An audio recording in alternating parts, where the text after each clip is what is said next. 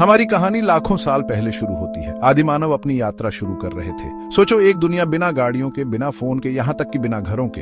ये आदिमानव हमसे बहुत अलग थे। वो छोटे कद के और ज्यादा बालों वाले थे। उनकी जिंदगी साधारण थी, बस जीने पर टिकी हुई। फिर भी वो हमारे पूर्वज थे, एक अनोखी यात्रा की शुरुआत। कई पीढ़ियों से वो धीरे धीरे बदले। उन्होंने नए हुनर सीखे और अपने आसपास के हिसाब से ढल गए।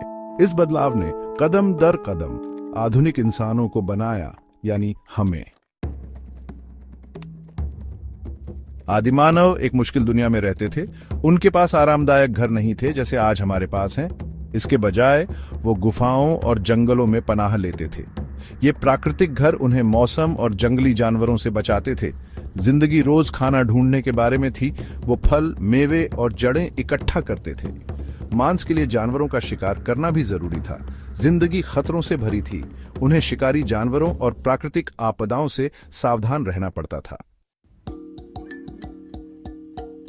समय के साथ आदिमानवों ने जरूरी खोजें की। उन्होंने पत्थर से औजार बनाना सीखा। ये औजार हालांकि साधारण थे, बहुत बड़ा बदलाव लाए। वो काटने और छीलने के लिए तेज पत्थर इस्तेमाल करते थे। बड़े पत्थर हथौड़े बन गए।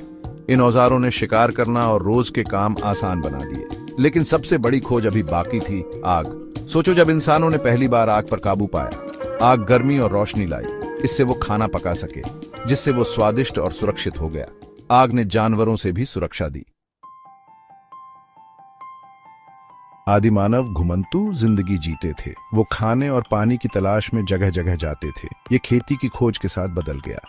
उन्होंने बीज बोना और फसल उगाना सीखा। इसका मतलब था कि उन्हें अब जानवरों के झुंड के पीछे नहीं जाना पड़ता था। इसके बजाय वो एक जगह रह सकते थे और जमीन पर खेती कर सकते थे। इससे गांवों का विकास हुआ, जो समाज का सबसे पहला रूप था। लोग बड़े समूहों में साथ रहने लगे। इससे संगठन और सहयोग के नए तरीके भी आए। खेती की खोज एक मोड़ थी जिसने आने वाली सभ्यताओं की नींव रखी।